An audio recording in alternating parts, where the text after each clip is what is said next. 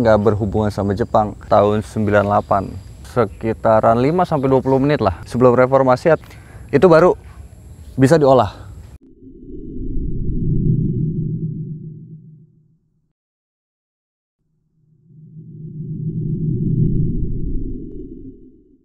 Assalamualaikum warahmatullahi wabarakatuh. Balik lagi sama gue Ryan di Orang Keren. Kali ini Orang Keren bakalan ngebahas flora-flora di sekitar kita lagi. Sekarang Bang Bondan lagi nggak bisa, makanya gue gantiin. So, tanaman apa yang mau gue bahas? Nanti kita lihat. Pokoknya ini tanaman ada Jepangnya tapi nggak berhubungan sama Jepang. Oke, nggak lama-lama, check this out.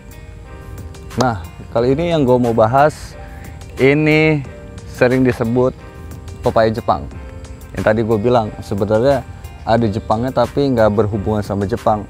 Nama asli dari si tanaman ini Cahaya, dari tulisannya C-H-A-Y-A, Cahaya. Ini sebenarnya bukan dari Jepang, tapi gue juga masih belum tahu dan belum ada riset juga yang nunjukin kalau misalnya tanaman ini ada hubungan sama Jepang atau enggak. Tapi yang jelas tanaman ini sebenarnya dari Amerika Selatan, bukan dari Jepang atau dari Indonesia. Tapi dari Amerika Selatan itu kan kayak Meksiko, terus ya daerah-daerah Meksiko situ deh, Amerika Tengah itu kan lumayan, kok bisa dibilang tropis lah, semi tropis, emang tropis sih sebenarnya, karena rada-rada panas, sama kayak cuaca di Indonesia, sama kayak di iklim Indonesia, makanya tanaman ini bisa tumbuh subur di sini gitu kan.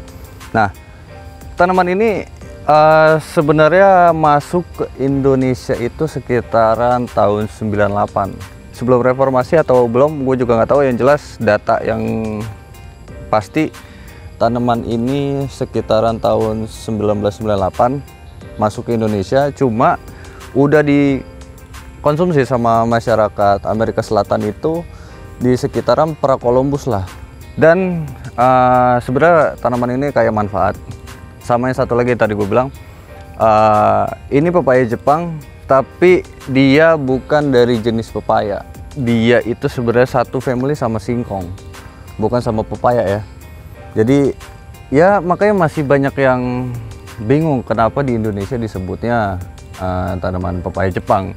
Emang kalau misalnya kita lihat serada mirip. Jadi nih teksturnya ini, coba bisa fokus udah.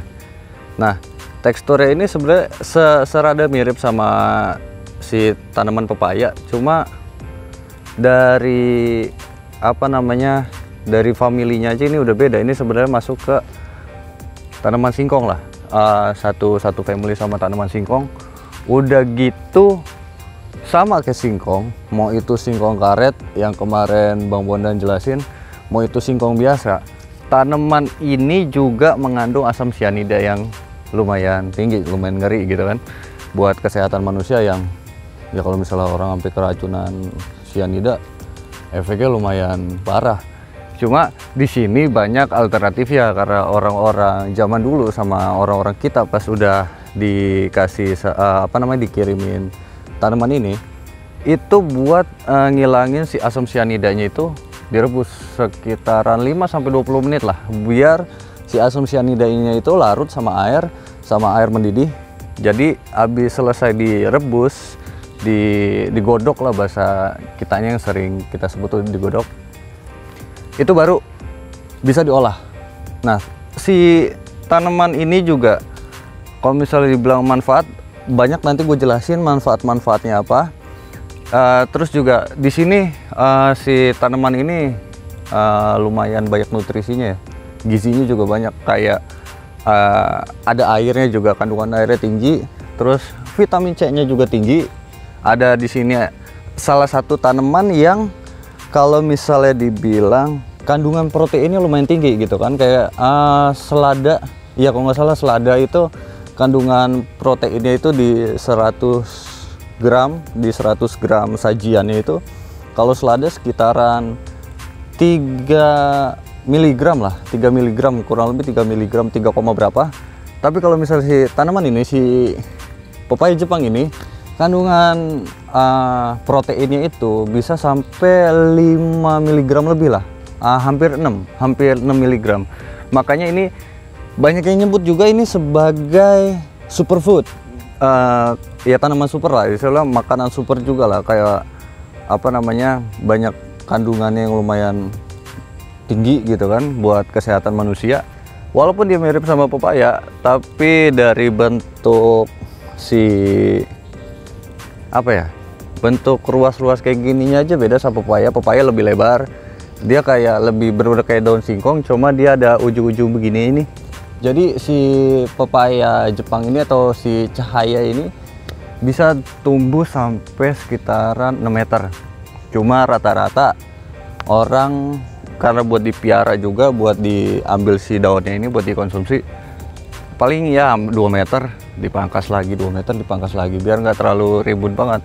Kalau misalnya dia terlalu tinggi juga nyulitin orang-orang yang mau manfaatin dari si daunnya ini. Sama si daun ini, si cahaya ini, dia nggak ada buah. Beda sama pepaya yang tadi gue bilang, dia nggak ada buah sama sekali. Jadi penggunaannya fokus di si daunnya doang. Cnidoscolus aconitiefolius adalah tanaman sayuran yang relatif baru dikenal di Indonesia. Awam mengenalnya sebagai tanaman pepaya Jepang. Tanaman ini berasal dari Amerika Tengah, di semenanjung Yucatan di Meksiko, dan dikenal sebagai cahaya di tempat aslinya. Penyebutan pepaya karena bentuknya dan tekstur daunnya menyerupai daun pepaya. Pun demikian pengolahannya, meskipun secara kekerabatan lebih dekat dengan singkong, kandungan gizi daun pepaya Jepang di dalam 100 gram penyajiannya terdiri dari air, protein, zat besi, fosfor, kalsium, kalium, dan vitamin C. Daun pepaya Jepang termasuk tanaman yang tumbuh subur di daerah panas, bahkan kekeringan dan berpasir. Cahaya termasuk tanaman yang tahan terhadap serangan serangga atau penyakit. Cahaya akan tumbuh subur di area lembab dan tropis seperti Meksiko, Guatemala, dan Indonesia. Tumbuhan ini akan berkembang lebih lambat di dataran tinggi di atas 1.500 meter. Daun pepaya Jepang memiliki manfaat seperti membantu pembentukan otot, digunakan sebagai obat tradisional, membantu mencegah anemia, meningkatkan kesehatan tulang, meningkatkan daya tahan tubuh, serta mencegah penyakit liver atau hati. Meskipun daun pepaya Jepang memiliki banyak manfaat dan khasiat, perhatikan cara pengolahannya. Daun pepaya Jepang harus dimasak sampai matang. Hindari konsumsi cahaya atau daun pepaya Jepang secara mentah. Namun, tidak perlu khawatir, racun tersebut akan hilang bila dimasak dengan air mendidih selama 15 menit. Dengan teknik pengolahan yang tepat, tanaman ini bisa menjadi pilihan sayur alternatif di tengah cuaca yang sedang memburuk. So, mungkin segitu aja penjelasan sedikit dari gua tentang si pepaya Jepang. Gua pamit, gua Ryan, gua minta maaf atas salah-salah kata kalau misalnya ada yang menyinggung kalian, atau mungkin informasi gua masih kurang buat kalian, atau kalian punya informasi lebih valid lagi dari gua, bisa kita diskusin di kolom komentar. Jangan lupa like, jangan lupa subscribe, jangan lupa share semua ke keluarga kalian, ke teman-teman kalian, ke saudara-saudara kalian, biar channel ini bisa berkembang lebih baik lagi. So, nggak lama-lama, gua Ryan, gua pamit. Wassalamualaikum warahmatullahi wabarakatuh. Salam orang keren. Dadah.